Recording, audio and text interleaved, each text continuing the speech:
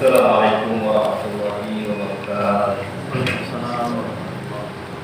Innal hamdalillah nahmaduhu wa nasta'inuhu wa nastaghfiruh wa na'udzu billahi min shururi anfusina wa min sayyiati a'malina. May yahdihillahu fala mudilla lahu wa may yudlilhu fala hadiya lahu. Asyhadu an la ilaha illallah wahdahu la syarika lahu wa asyhadu anna Muhammadan 'abduhu wa rasuluh. Qala Allah Ta'ala fil Qur'anil Karim, ya ayyuhan nas ittaqu rabbakum alladzi khalaqakum min nafsin wahidah wa khalaqa minha zawjaha wa batha minhuma rijalan katsiran wa nisaa'a wattaqullaha alladzi tasaaluna bihi wal arham innallaha kana 'alaykum raqiba. Wa qala Allah Ta'ala, ya ayyuhalladzina amanu ittaqullaha haqqa tuqatih wa la tamutunna illa wa antum muslimun. Wa qala ta'ala, ya ayyuhalladzina amanu ittaqullaha wa qulu qawlan sadida yuslih lakum a'malakum wa yaghfir lakum dhunubakum wa may yuti'illaha wa rasulahu faqad faza fawzan 'azima. Thumma amma ba'd. Fa inna asdaqal hadithi kitabullah wa khairal hadi hadi Muhammadin sallallahu alaihi wasallam wa syarrul umuri muhdatsatuha wa kullu muhdatsatin bid'ah wa kullu bid'atin dhalalah wa kullu dhalalatin finnar wal 'iyadu billah. Tsumma amma ba'd. Ma'asyiral muslimin, jemaah bahagian yang dimuliakan Allah Subhanahu wa taala, alhamdulillah tidak ada kata yang pantas yang kita ucapkan melainkan hanya puji syukur kita kepada Allah Subhanahu wa taala, yang mana sampai hingga saat ini Allah Subhanahu wa taala berkenan memberikan dan mencurahkan begitu banyak curahan karunia dan rahmat Allah Subhanahu wa taala, terutama adalah rahmat Islam, rahmat iman, istiqomah di atas sunnah Rasulullah sallallahu alaihi wasallam, serta tidak kalah pentingnya dan besarnya yaitu rahmat, kesehatan dan kesempatan yang diberikan Allah Subhanahu wa taala kepada kita, sehingga di malam hari dan di salah satu rumah dari rumah-rumah Allah Subhanahu wa taala ini, tepatnya kita di Masjid Al-Nabah,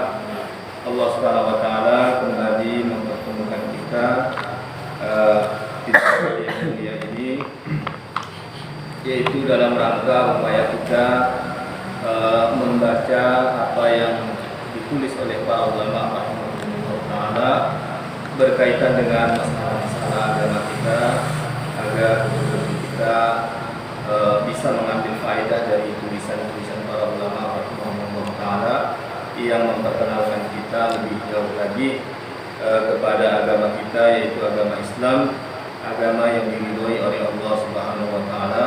Dan alhamdulillah kami berterima kasih kepada para jemaah, terkhusus kepada BKM yang memberikan kesempatan kepada kami untuk saling bermudzakarah, bertatap muka kepada para jemaah melalui Masjid Al-Nabah ini.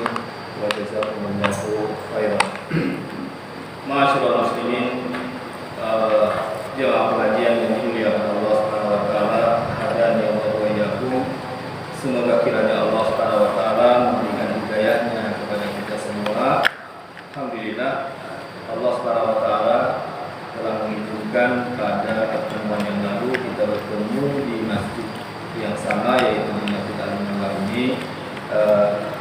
Kemarin kita telah membaca sedikit dari kitab Tazkiyatun Nufus mengenai pentingnya tazkiyah nufus, yaitu membersihkan diri dan hati kita, bersih dari segala ketidaktahuan tentang agama Islam, bersih dari segala apa yang dilarang oleh Allah Subhanahu wa taala, mulai dari yang terbesar yaitu kekufuran kepada Allah Subhanahu wa taala, kemudian kesyirikan kepada Allah Subhanahu wa taala, dan selanjutnya kemaksiatan yang lainnya yang dilarang oleh Allah Subhanahu wa taala. Dan ini alhamdulillah kita kemarin telah singgung bahwa membersihkan jiwa umat, jiwa manusia ini adalah tugasnya para rasul, nabi yang diutus oleh Allah Subhanahu wa taala, baik nabi kita Muhammad sallallahu alaihi wasallam dan beliau yang terdepan, dan secara umum para nabi yang diutus oleh Allah Subhanahu wa taala sebelum nabi kita Muhammad sallallahu alaihi wasallam.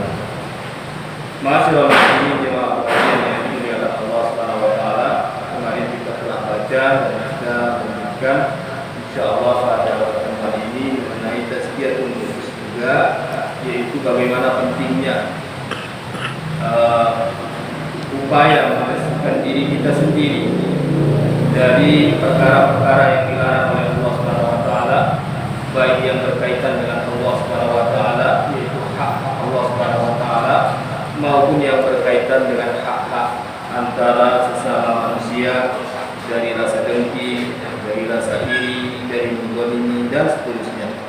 Allah Subhanahu wa taala menyebutkan pentingnya tazkiyatun nufus ini, membersihkan diri kita dari segala noda kemaksiatan kepada Allah Subhanahu wa taala di dalam Al-Qur'an, yang mana Allah Subhanahu wa taala sebelum menyebutkan perkara ini, Allah Subhanahu wa taala membawakan sumpah-sumpah yang sangat agung, yang mana sebelum Allah Subhanahu wa taala menyebutkan masalah pembersihan jiwa, Allah Subhanahu wa taala bersumpah dengan 11 sumpah. Allah Subhanahu wa taala berfirman di dalam surat Al-Kursi yang berbunyi wasyamsi wa duhaha. Ini sumpah yang pertama, yaitu demi matahari dan waktu duha, waktu siang yang mengiringi terbitnya matahari. Ini juga mengingatkan kepada kita mengenai Allah Subhanahu wa taala bersumpah itu tidak lain kecuali disebabkan apa yang dijadikan oleh Allah Subhanahu wa taala benda ciptaan Allah Subhanahu wa taala yang dijadikan sumpah adalah benda yang sangat agung, yaitu matahari. Matahari ini adalah benda yang sangat agung, yang mana kita semua bisa menyaksikan bagaimana agungnya matahari tersebut. Dan ini adalah tanda-tanda kekuasaan Allah Subhanahu wa taala. Matahari, tanda-tanda kekuasaan Allah Subhanahu wa taala yang di antara tanda kekuasaan Allah Subhanahu wa taala yang terbesar. Ya, bahkan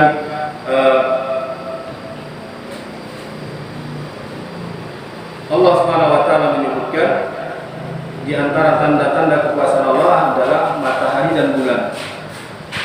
Namun kita tidak boleh melakukan ibadah sujud kepada matahari dan bulan. Wa duhaha, begitu pula siang hari, yaitu duha, waktu siang yang Allah berikan kepada kita. Dan ini adalah termasuk rahmat Allah Subhanahu wa taala, kita diberikan waktu siang untuk beristirahat,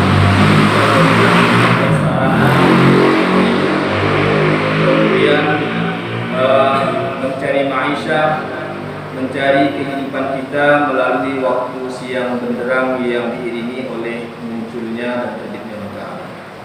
Kemudian sumpah yang kedua, Allah menyebutkan wal qamari idza talaha. Allah bersumpah demi bulan apabila telah mengiringinya, yaitu mengiringi matahari, yang mana bulan datang mengiringi gelapnya siang yang ada pada siang hari. Kemudian sumpah yang ketiga, Allah Subhanahu wa taala berfirman wan nahari idza jallaha, demi siang hari, siang bolong apabila siang tersebut menerangi gelapnya malam. Ini juga termasuk tanda-tanda kekuasaan Allah Subhanahu wa taala. Wal laili idza yaghshaha, sumpah yang keempat yaitu demi malam apabila malam itu telah menutupi, yaitu menutupi ufuk dengan gelap gulitanya. Was-sama'i wa ma banaha, sumpah yang kelima demi langit dan bangunannya. Langit Allah Subhanahu wa taala dan bangunannya, bangunan langit yang kita lihat luas tanpa terbatas sehingga menunjukkan besarnya keagungan Allah Subhanahu wa taala, tinggi tanpa bertiap. Wal ardi wa ma tahaha, sumpah yang keenam Allah Subhanahu wa taala bersumpah dengan bumi, demi bumi dan apa yang Allah hamparkan di bumi ini. Wa nafsi wa ma sawaha, dan demi sumpah yang ketujuh adalah demi jiwa manusia yang Allah Subhanahu wa taala ciptakan dan jiwa makhluk-makhluknya yang lainnya. Wa masawaha, dan bagaimana kesempurnaan jiwa-jiwa yang diciptakan oleh Allah Subhanahu wa taala. Begitu sempurnanya ciptaan Allah Subhanahu wa taala.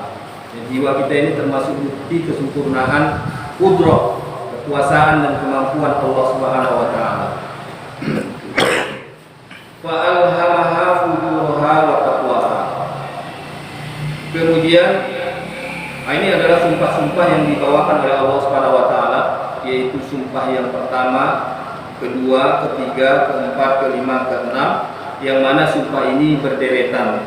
Dua, matahari dan duhanya, bulan dan malamnya, kemudian siang dan terangnya, kemudian malam dan gelap gulitanya, kemudian langit serta bangunannya, bumi dan apa yang dihamparkan oleh Allah Subhanahu wa taala, kemudian jiwa dan kesempurnaannya. Fa alhamaha fujuraha wa taqwaha.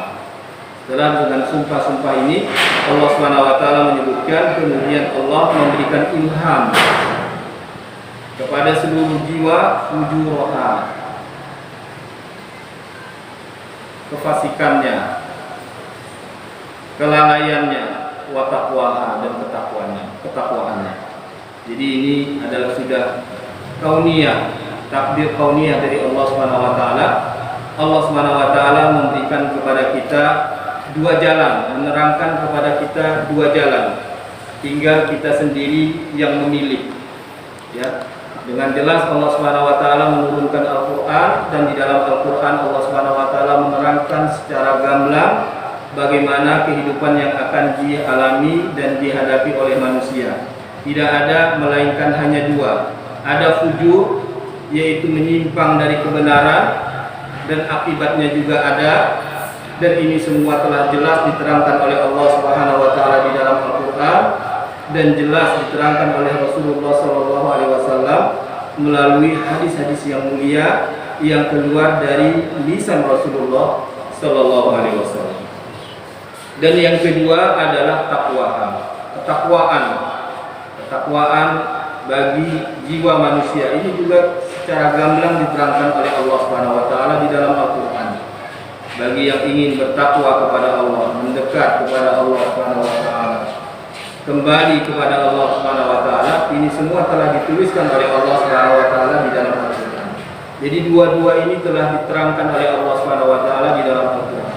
Fujuraha, yaitu menyimpang dari kebenaran, wa taqwaha, amalan-amalan yang bisa mendekatkan kepada ketakwaan, semua sudah diterangkan oleh Allah Subhanahu wa taala. Dan ini menjadi hujjah nanti, yang menjadi hujjah di sisi Allah Subhanahu wa taala dengan turunnya Al-Qur'an. Karena turunnya Al-Qur'an, diutusnya nabi yang menerangkan kebenaran kepada kita, ini betul-betul menjadi hujjah di hadapan Allah Subhanahu wa taala, sehingga kita tidak ada lagi yang beralasan tidak mengerti agama Allah Subhanahu wa taala. Karena sudah jelas di dalam Al-Qur'an Allah Subhanahu wa taala menerangkan jalan-jalan fujur, jalan-jalan penyimpangan dari kebenaran, penyimpangan dari agama Allah Subhanahu wa taala, penyimpangan dari pendekatan diri kepada Allah Subhanahu wa taala. Dan diterangkan pula oleh Allah Subhanahu wa taala taqwaha, jalan-jalan yang menuju ketakwaan, dan ketakwaan itu sendiri. Sehingga Allah Subhanahu wa taala menyebutkan faman syaa'a falyu'min wa man syaa'a falyakfur. Setelah diterangkan betul-betul jelas kebenaran kepada manusia, agama, dan apa yang diinginkan oleh Allah Subhanahu wa taala berupa hamba harus beribadah kepada Allah dan meninggalkan semua peribadahan kepada selain Allah, wa man syaa'a falyakfur. Allah mempersilahkan kepada kita, tinggal kita pilih. Siapa yang berkehendak boleh memilih jalan kekufuran. Tapi sudah jelas diterangkan oleh Allah, bagi siapa yang kufur, di sana ada neraka jahanam. Wa man syaa'a falyu'min. Siapa yang mau berkehendak boleh beriman. Jadi di sini tidak ada paksaan dari Allah Subhanahu wa taala. Sudah jelas Allah Subhanahu wa taala sudah menerangkan tentang fujuraha wa taqwaha. Penyimpangan dari kebenaran, jalan-jalan yang menuju ketakwaan sudah gamblang secara jelas.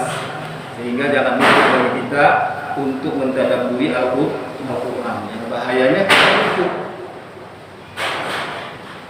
tak terbenak di hati kita membaca Al-Quran, tak terbenak di hati kita membaca hadis Nabi, sehingga kita tidak tahu jalan ketakwaan dan jalan penyimpangan dari kebenaran. Padahal sudah diturunkan oleh Allah Subhanahu wa Ta'ala. Kemudian Allah menyebutkan qad aflaha man zakkaha. Inilah ayat yang kita jadikan sebagai titik pembahasan. Dengan sumpah-sumpah yang banyak tadi, ternyata Allah menyampaikan qad aflaha man zakkaha. Sungguh telah beruntung orang yang berusaha mensucikan, membersihkan dirinya. Jadi membersihkan diri ini kita butuh kesungguhan. Ya, kita membersihkan diri ini butuh kesungguhan dari kita sendiri. Allah menyebutkan yang beruntung adalah orang yang berusaha mensucikan dirinya, disucikan dari kebodohan tentang masalah agamanya, sehingga dia bisa mengenal yang mana tauhid, yang mana yang namanya kesyirikan, yang mana amalan-amalan yang diperintahkan, mana amalan yang tidak diperintahkan, mana akhlak yang baik, mana akhlak yang buruk. Ini semua telah disebutkan oleh Allah Subhanahu wa Ta'ala, dan kita harus berusaha kita mensucikan, membersihkan diri kita dari perkara-perkara yang bisa menodai diri kita sendiri. Kemudian Allah melanjutkan wa qad khaba man dassaha, dan sungguh telah merugi, ya, sia-sia, kecewa. Khaba ini banyak artinya, merugi, sia-sia, kecewa. Siapa yang kecewa, yang merugi? Man dassaha, orang yang menodai dirinya. Jadi diri kita ini artinya hidup, ya. Kita dilahirkan oleh kedua orang tua dalam keadaan suci, ya, dalam keadaan suci. Yang membersihkan diri kita sendiri, yang menodai diri kita sendiri. Kembalinya kepada kita sendiri. Ya, Rasulullah menyebutkan kullu mauludin yuladu alal fitrah. Masing-masing anak itu lahir dalam keadaan fitrah. Fitrah artinya suci di atas fitrahnya. Semua fitrah manusia kembali kepada penciptanya. Tidak ada manusia yang secara fitrahnya tidak kembali kepada penciptanya. Fa abawahu yuhawidanihi aw yunassiranihi aw yumajjisani. Kedua orang tuanya lah yang memiliki peran untuk menjadikan anaknya berakhlak Yahudi, Nasrani, Majusi. Itu besar peran kedua orang tua, sehingga kita yang menjadi atau sebagai orang tua harus memperhatikan kesucian diri kita, kemudian kesucian generasi kita masing-masing. Jadi inilah para jemaah yang dimuliakan Allah Subhanahu wa Ta'ala mengenai besarnya dan agungnya pembersihan diri, ya, membersihkan diri kita sendiri dari perkara-perkara yang tidak diinginkan di dalam agama kita, yang mana Allah Subhanahu wa Ta'ala menyebutkannya dengan mengiringi sumpah-sumpah dengan ciptaan-ciptaan Allah Subhanahu wa Ta'ala yang sangat agung, ciptaan-ciptaan Allah Subhanahu wa Ta'ala yang sangat besar. Kemudian beliau bersini menyebutkan wa tazkiyatu ma'naha at-tatahhur. Yang dimaksud dengan tazkiyah artinya adalah mensucikan, membersihkan diri. Wa minha sumiyat shadaqatul mali bizakah. Sehingga sedekah yang kita berikan kepada fakir miskin, orang yang membutuhkan, itu disebut dengan zakatun. Zakah sama tazkiyah itu sama kalau dalam bahasa Arab. Zakatun tazkiyatun artinya pembersih. Ya, zakat itu pembersih diri kita. Pembersih diri kita dari waktu yang kita lalaikan ketika kita mencari harta, atau mungkin harta yang kita cari dengan cara yang tidak jelas, bahkan mungkin kita terkadang terjerumus dalam keharaman. Ketika kita mencari harta, terkadang kita meninggalkan sholat, atau meninggalkan kewajiban-kewajiban yang diwajibkan oleh Allah, atau meninggalkan perkara-perkara yang sunnah, sehingga kita butuh bersedekah dengan harta. Bersedekah dengan harta ini disebut oleh Allah dengan zakat. Sementara zakat itu sendiri artinya pembersih. Jadi zakat yang kita berikan, sedekah yang kita berikan itu disebut dengan zakat, yaitu pembersih, yaitu membersihkan diri kita. Li'anna biha yaqulu ma bi ikhraji haqqillah ta'ala fihi. Ya, dengan adanya zakat dan sedekah yang disebut Allah sebagai pembersih, maka bersihlah hati kita, bersihlah harta kita dengan mengeluarkan hak-hak Allah Subhanahu wa taala kepada para mustahak dari kalangan kaum muslimin dan orang-orang yang membutuhkannya. Ma'asyiral muslimin, jemaah pengajian yang dimuliakan Allah Subhanahu wa taala rahimahullah. Walamma ta'addara al-intifa', tatkala kita melihat banyaknya kaum muslimin yang tidak bisa mentelaah kitab-kitab yang besar dari apa yang ditulis oleh para ulama-ulama yang terdahulu, mungkin disebabkan banyak dari hal yang menyebabkan mereka tidak bisa mentelaahnya, disebabkan buku-buku terdahulu yang ditulis oleh para ulama mereka tulis dengan keadaan berjilid yang besar sehingga sulit bagi seorang muslim untuk membacanya.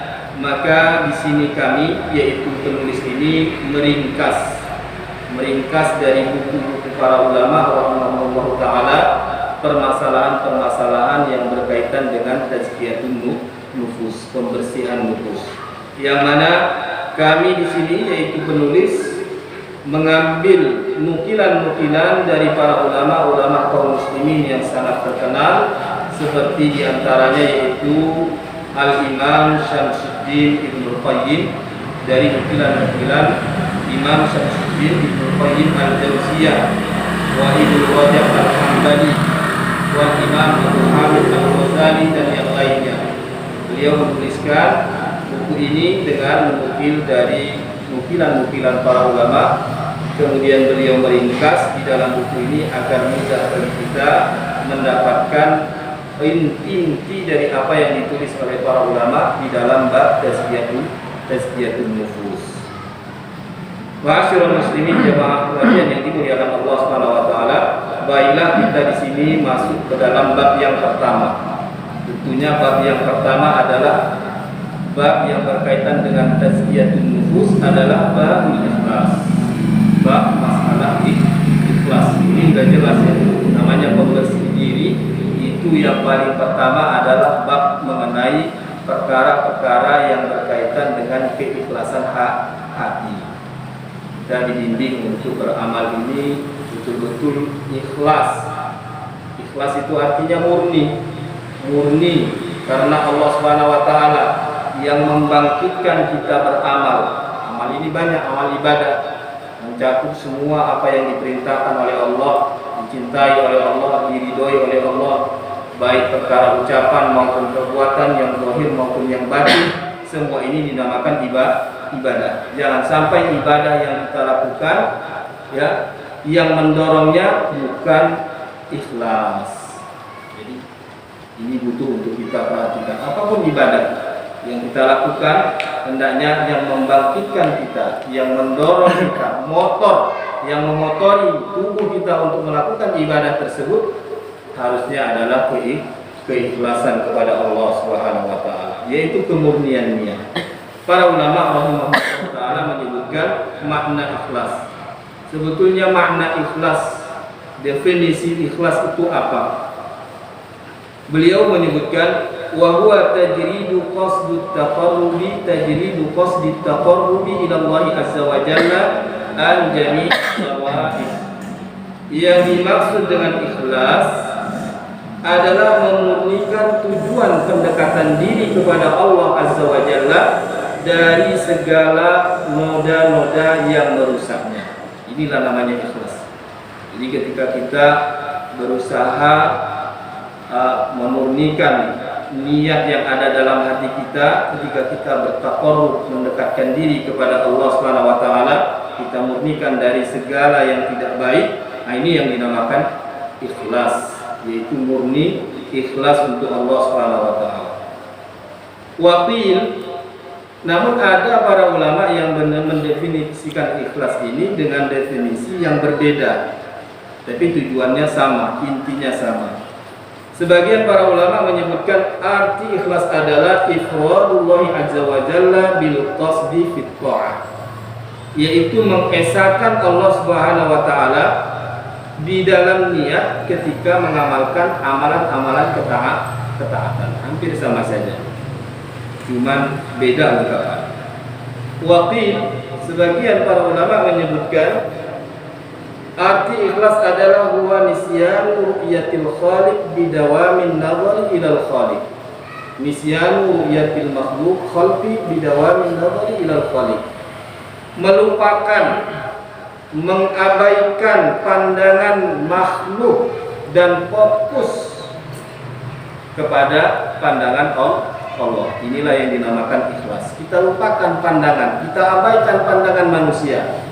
Ya, baik manusia mencela maupun manusia memuji, kita abaikan. Kita fokus kepada pandangan Allah Subhanahu wa taala. Karena Allah yang tahu tentang hambanya. Inilah yang dinamakan ikhlas kepada Allah Subhanahu wa taala. Sementara al-ikhlas yang dinamakan ikhlas ini adalah berupa salah satu syarat diterimanya amal saleh yang mencocoki terhadap sunnah Rasulullah Sallallahu Alaihi Wasallam, dan Allah Subhanahu Wa Taala menganjurkan kita untuk selalu menjaga keikhlasan hati kita. Jadi harus menjaga keikhlasan hati kita. Menjaga keikhlasan hati ini bukan perkara yang mudah ya. Bahkan para ulama menyebutkan kami tidak pernah menghadapi sesuatu yang paling susah di dalam beribadah. Ya, tidak ada ibadah yang paling berat di dalam agama Islam ini kecuali menjaga keikhlasan hati. Itu Masya Allah. Baik yang rajin ibadah maupun yang tidak rajin ibadah, nah ini perlu untuk menjaga keikhlasan hati. Kalau yang tidak rajin beribadah, Masya Allah, sebagai sasaran mangsa bagi keraguan, bagi kesalahan, itu sudah jelas. Begitu juga yang rajin beribadah, kita yang sudah rajin beribadah, nah ini juga perlu untuk lebih menjaga keikhlasannya. Keikhlasan harus betul-betul dijaga, ya, kita jaga betul-betul. Para ulama menyebutkan tidak ada amalan yang paling payah dijaga melainkan keikhlasan. Bahkan para ulama menyebutkan riya yang dinamakan pamer amalan, pamer perbuatan, sum'ah, ini didengar orang, adalah dawa'us sholihin. Da'us sholihin itu adalah penyakit yang khusus menyerang orang-orang yang soleh. Kalau pencuri nggak mungkin riya ya. Tapi kalau yang sholat, Masya Allah, sangat dan sangat memungkinkan. Kalau kita sholat itu yang membangkitkan semangat kita sholat adalah pandangan saudara kita. Bisa jadi, waliyadzubillah. Jadi kita berlindung kepada Allah Subhanahu wa taala. Maka Rasulullah menyebutkan yang namanya riya, sirik kecil, pamer. Sirik kecil, Masya Allah, sebelum kita bercerita tentang sirik kecil riya, pamer, ingin pujian dari manusia. Ini dosa besar ya, bukan hanya dosa kecil. Menggugurkan amalan yang kita amalkan bila amalan kita itu murni timbul disebabkan riya. Riya yang namanya syirik kecil ini lebih halus daripada semut yang berjalan di malam hari di atas batu yang hitam. Tidak ada para nabi yang tidak berlindung dari perbuatan riya, apalagi kita.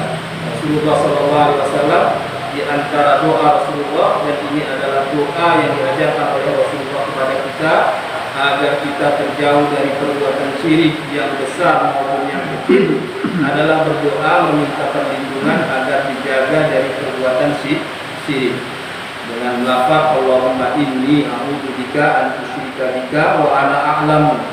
Ya Allah, sesungguhnya aku aku berlindung kepadamu bila mana aku melakukan kesyirikan sementara aku dalam keadaan sadar. Wa astaghfiruka lima la a'lam.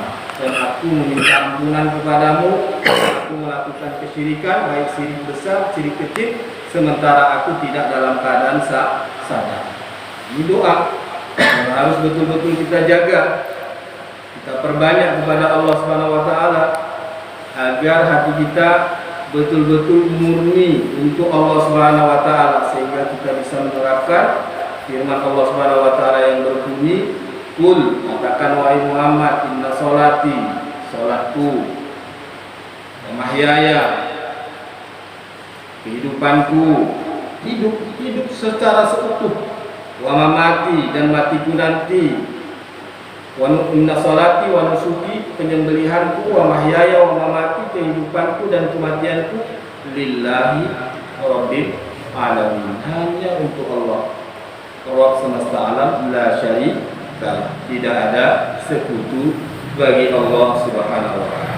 Ini mengenai keikhlasan yang harus betul-betul kita minta, bukan hanya kita jaga, bahkan kita minta agar hati kita ini betul-betul dikokohkan oleh Allah Subhanahu wa taala, agar kita berada di atas keikhlasan dan berada di atas agama Allah Subhanahu wa taala. Banyak doa-doa yang diajarkan oleh Nabi agar kita tidak dilepas oleh Allah Subhanahu wa taala.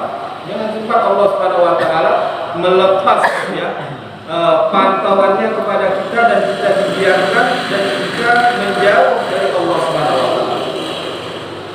Jadi kita banyak berdoa. Orang yang ikhlas tentunya rindu kepada Allah Subhanahu wa taala, tetap rindu dan butuh dengan pertolongan Allah Subhanahu wa taala. Dan ini dasar seorang muslim.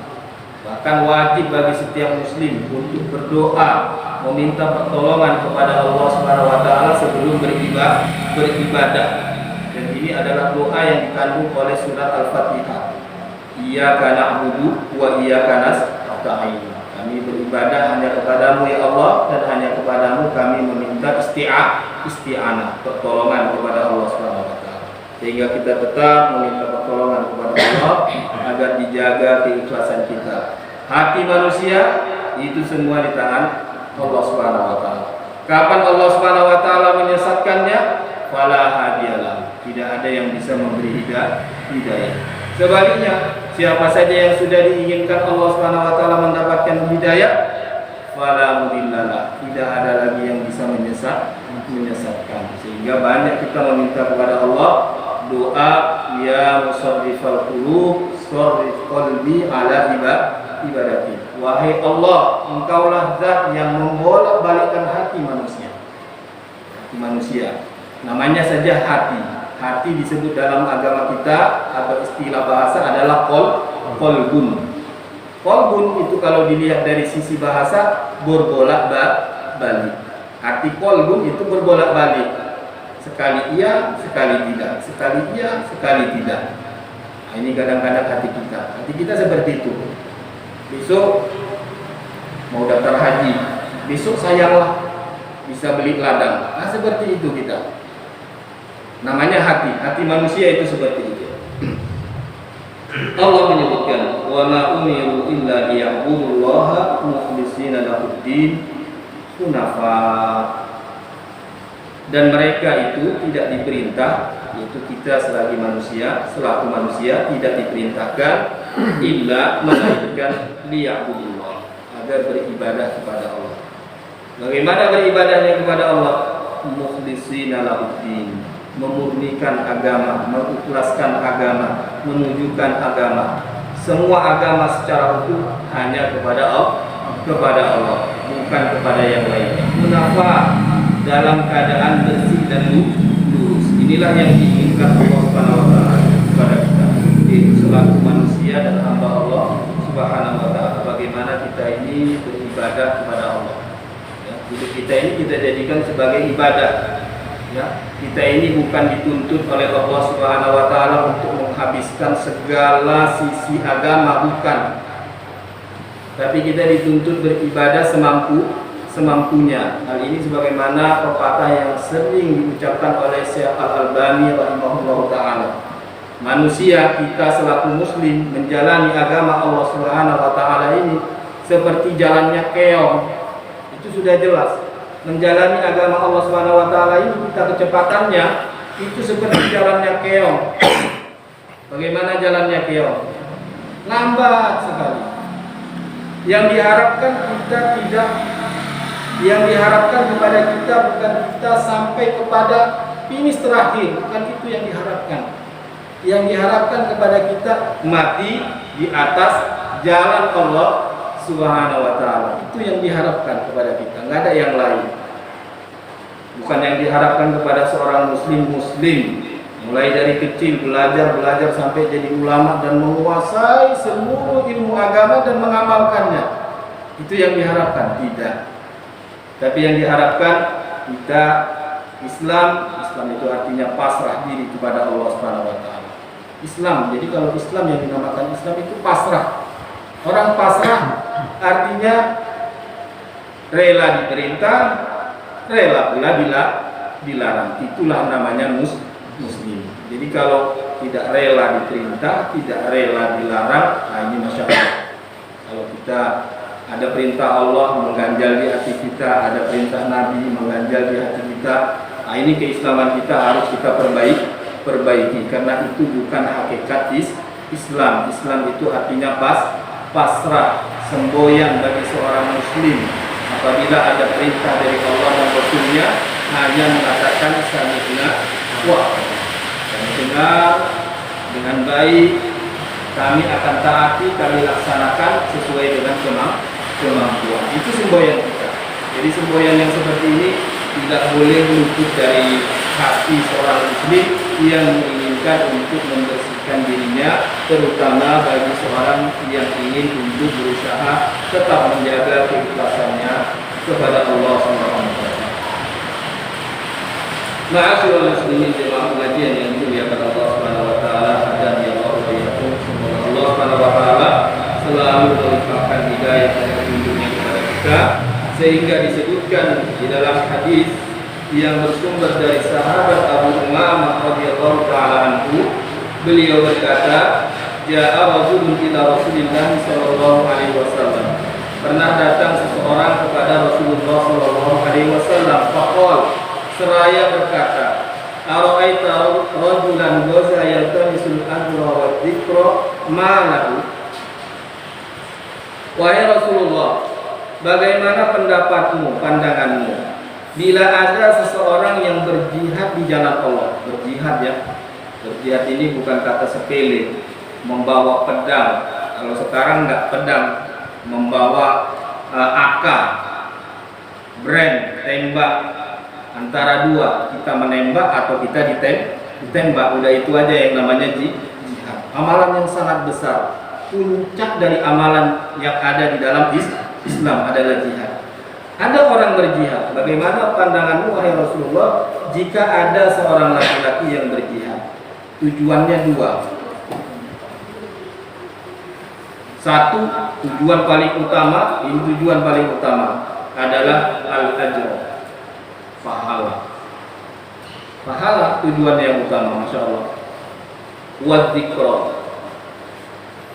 tujuan yang kedua kenangan manusia. Ini yang ditanyakan sahabat. Ya Rasulullah, bagaimana kalau nanti ada di antara kami laki-laki nanti berjihad, tujuannya bagus, dua yang mau dicari, dapat pahala, dapat kenangan dari manusia, dikenang oleh orang-orang yang setelahnya dia adalah pejuang Islam, dia adalah pahlawan. Cuma itu saja. Faqala Rasulullah sallallahu alaihi wasallam, la syai'a. Rasulullah mengomentari tentang orang itu, tidak ada sedikit pun bagian untuk orang itu, masya Allah. Begitu menjaga keikhlasan. Padahal masya Allah, membangkitkan diri kita dari rumah kita, memikul senjata, menghadapi musuh antara mati dan hidup, itu bukan perkara yang ringan ya. Bukan perkara yang ringan. Membangkitkan diri kita dari kasur kita untuk sholat subuh yang tetap kita hidup, tak ada ancaman mati, itu saja berat, Masya Allah. Nggak ada ancaman matinya. Ya, sholat subuh, bangun dari kasur, kemudian berwudu menuju masjid, nggak akan ditembak orang, nggak akan dipukul orang, itu saja berat. Apalagi amalan jihad. Ternyata seberat amalan jihad pun, kalau tidak murni untuk Allah Subhanahu wa taala. Jadi niatnya sudah mencari pahala, betul pahala dari Allah Subhanahu wa taala. Tapi ada embel-embel yang menyisipi, ingin dikenang. Kadang-kadang kita, Masya Allah ya, bagi bapak-bapak ya, kita semua tanpa terkecuali, saya dan para jemaah ini tanpa terkecuali, kita semua dituntut untuk menjaga keikhlasan. Ketika kita mendidik anak kita, niatkan betul-betul ibadah kepada Allah Subhanahu wa taala. Harta yang kita habiskan untuk mendidik anak, energi yang kita habiskan untuk mendidik anak, kemudian semua fasilitas yang kita habiskan untuk mendidik anak, mendidik keluarga, niatkan betul-betul ikhlas karena Allah Subhanahu wa taala. Jangan sedikit ada embel-embel biar nanti anak-anak mengenang perjuangan kita.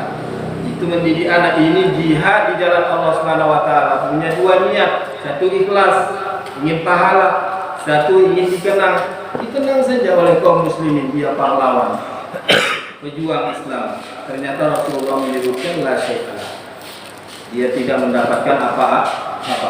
Naudzubillah. Kita berlindung kepada Allah Subhanahu wa taala dari amalan-amalan yang besar yang kita harapkan pahalanya di sisi Allah Subhanahu wa taala. Ternyata tiba-tiba kita meninggal dunia dan kita harapkan pahalanya kita dapati di hari kiamat sebagai fata morgana. Kita berlindung kepada Allah Subhanahu wa taala. Sangat menyesal kita di dunia ini sudah berani mati untuk berhadapan kepada Allah. Sudah berani mati, Pak. Alhamdulillah sudah. Amal ibadah sudah, insya Allah banyak yang lumayan. Ternyata tidak dijaga keikhlasannya. Kita harapannya besar kepada Allah Subhanahu wa taala. Ternyata kita di hadapan Allah Subhanahu wa taala mendapatkan amalan tersebut sebagai fata morgana, tidak bernilai di sisi Allah Subhanahu wa taala. Ini banyak disinggung oleh Allah Subhanahu wa taala di dalam Al-Qur'an. Ada orang yang beramal amilatun nasibah dalam surat Al-Qasiyah. Ada yang beramal amilatun nasibah, beramal susah payah, dapatnya hanya sekedar capek. Akibat apa? Tidak ada keikhlasan atau keikhlasan yang tidak sempurna.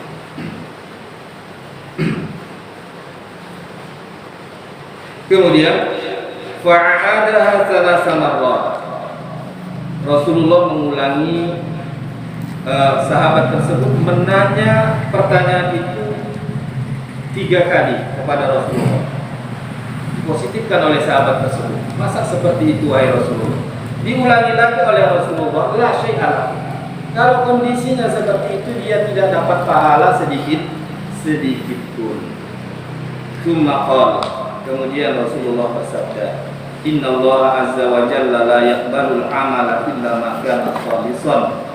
Sesungguhnya Allah itu tidak menerima amal apapun kecuali amal tersebut betul-betul murni, khalis, murni dan ikhlas. Wa batagha bidzalika wajh Allah, dan yang dia harapkan hanya semata-mata wajah Allah. Ini ucapan yang sangat mudah untuk kita ucapkan. Sangat mudah untuk kita ucapkan. Tapi ini prakteknya baik untuk diri saya pribadi, diri bapak-bapak, ini butuh kesungguhan. Sahabat dahulu, sahabat yang membawakan hadis mengenai pejuang, pejihad, tukang sodako yang dijadikan sebagai korek api neraka, itu namanya sahabat Abu Hurairah. Ya, sahabat Abu Hurairah yang menyebutkan ada 3 nanti yang menjadi korek api neraka. Satu orang yang berjihad, tujuannya akan dikatakan dia pahlawan. Kemudian 2 orang yang suka membaca Quran, tujuannya agar dikatakan dia adalah sang qori, membaca Al-Quran. Ketiga, orang yang bersedekah. Tujuannya agar dikatakan dia adalah orang yang dermawan. Itu hadis yang langsung didengar oleh telinga Abu Hurairah radhiyallahu taala anhu, seorang sahabat Nabi sallallahu alaihi wasallam yang sangat agung. Abu Hurairah ditanya mengenai hadis oleh seorang sahabat Abu Hurairah, kabarkan kepadaku satu hadis yang pernah kau dengar langsung dari Rasulullah dengan kedua telingamu. Maka Abu Hurairah mengatakan, aku pernah mendengar dari Rasulullah Sallallahu Alaihi Wasallam di tempat ini, yaitu di tempat yang diduduki oleh Abu Hurairah, dan langsung mendengar dengan kedua telingaku. Kemudian Abu Hurairah langsung pingsan. Padahal yang mau disampaikan cuma tiga tadi. Pingsan Abu Hurairah. Ditunggu sampai sadar, ditanya lagi oleh temannya. Baru Abu Hurairah mengatakan, aku akan kabarkan kepadamu hadis yang aku dengar dari Rasulullah di masjid di tempat ini dengan kedua telinga. Pingsan lagi Abu Hurairah. Ketiga kali baru Abu Hurairah bisa mengucapkan. Ada 3 golongan yang menjadi korek api neraka. Itulah yang disebutkan. Ini menunjukkan bagaimana dahsyatnya para sahabat, khawatir kalau ini mereka sendiri adalah orang yang tidak ikhlas. Jangankan kita ini siapa? Sehingga kita betul-betul menjaga keikhlasan kita kepada Allah Subhanahu wa taala. Rasulullah sallallahu alaihi wasallam bimbing kita sebelum kita tidur, ya tidur sebelum tidur. Tidur ini kan mati kecil. Allah menyebutkan Allah itu terkadang mengembalikan nyawa kita di saat kita tidur, kadang Allah tidak mengembalikan lagi. Sebelum kita tidur, kita diperintahkan untuk membaca surat Qul ya ayyuhal kafirun la a'budu ma ta'budun wa la antum a'budun ma a'budu wa la ana a'budu ma ta'budun lakum dinukum waliyadin. Siapa yang membaca ini dijauhkan dari syirik kecil maupun syirik besar, insyaallah. Sebelum tidur, jangan-jangan kita tidur enggak bangkit lagi. Ada yang seperti itu, tidur dalam keadaan kondisi sehat, tidur tiba-tiba pagi hari tidak bangkit. Jangan-jangan di dalam amal-amal ibadah yang dia lakukan masih ada amal ibadah yang tidak murni untuk Allah Subhanahu wa taala. Kita berlindung kepada Allah Subhanahu wa taala. Ya, berlindung betul-betul, meminta pertolongan kepada Allah agar kita masing-masing dijaga tanpa terkecuali. Ya, kita semua semakin soleh orangnya, semakin besar godaan dia dan sum'ah kepadanya. Itu sudah jelas kan? Bukan semakin soleh tampang rupanya, zohirnya, semakin kebal keimanannya, semakin jauh godaan dari dia. Tidak, ya tidak, sekali-kali tidak. Bahkan yang kita dapati dari kalangan para sahabat, semakin soleh para sahabat tersebut, semakin khawatir mereka dari ketidakikhlasan, semakin khawatir mereka dari sifat kemunafikan. Ada sahabat yang datang kepada Rasulullah. Ketika Rasulullah menyebutkan bagaimana kabarmu wahai sahabatku, sahabat tidak segan-segan mengatakan qad nafaqa Hanzalah ya Rasulullah. Sahabatmu yang bernama Hanzalah ini ya Rasulullah mungkin sudah jadi munafik. Ini bukan disebabkan dia senang dengan kemunafikan, khawatirnya terhadap kemunafikan. Ciri-ciri orang munafik jauh dari sholat isya, jauh dari sholat subuh. Nah, ini aja sudah menjadi ciri-ciri orang munafik. Tapi nifak amali, nifak amalan. Jadi semakin soleh seorang mukmin tersebut, semakin besar pula kekhawatirannya kepada perkara-perkara yang merusak niatnya. Ya, kita lihat Abul Anbiya, bapaknya para nabi. Masih ada waktunya nih Pak? Masih. Ya.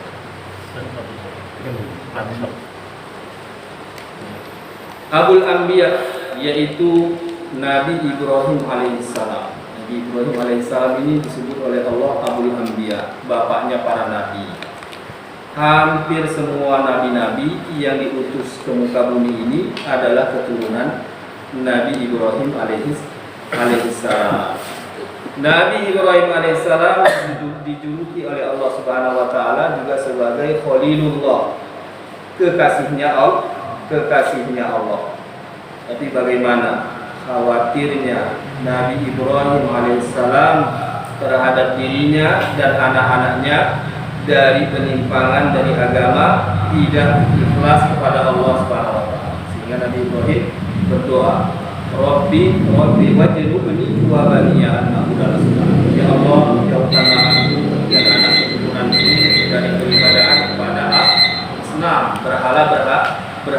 Innahunna adlalna katsiran minan nas. Sesungguhnya berhala-berhala itu sungguh sangat banyak menyesatkan banyak dari golongan manusia.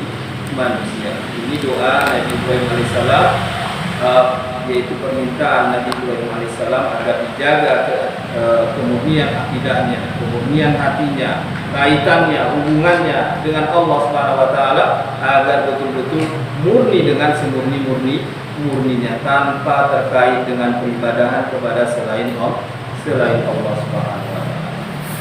Mungkin yang kita baca dalam pertemuan ini mengenai Tazkiyatun Nufus. Ini adalah teguran ya bagi kita semua tanpa terkecuali. Kita jelasnya tetap meminta kepada Allah Subhanahu wa taala agar dijaga kebersihan hati kita, kesucian hati kita, diberikan kepada kita rezeki ikhlas, dan Allah Subhanahu wa taala mewafatkan kita betul-betul kita murni di atas agama Islam yang diridhai oleh Allah Subhanahu wa taala. Masyaallah muslimin doa pengajian yang dimuliakan Allah Subhanahu wa taala dan dosa kita lakukan pada pertemuan ini, mudah-mudahan apa yang kita baca bermanfaat bagi kita, dan di mana ada benarnya itu datangnya dari Allah Subhanahu wa taala semata. Bila ada salahnya itu datangnya dari kami, dari syaitan, dan disebabkan ilmu kami